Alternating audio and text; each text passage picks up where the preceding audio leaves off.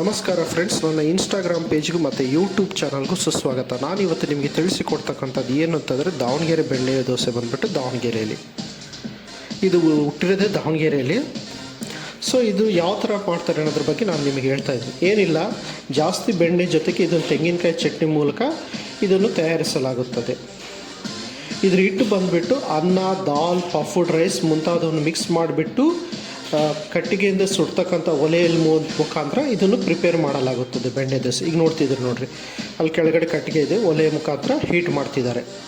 So ಆ ಥರ ಮಾಡೋದ್ರಿಂದ ನ್ಯಾಚುರಲ್ ಆಗಿ ನಮಗೆ ಟೇಸ್ಟ್ ಒಂದು ಭಾಳ ಚೆನ್ನಾಗಿ ಸಿಗುತ್ತೆ.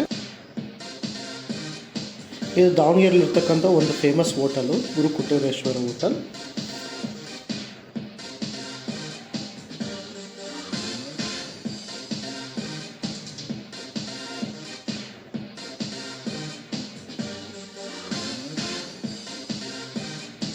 ದಾವಣಗೆರೆ ಬೆಣ್ಣೆ ದೋಸೆ ಇಷ್ಟರ ಬಗ್ಗೆ ನಾನು ಹೇಳ್ತೀನಿ.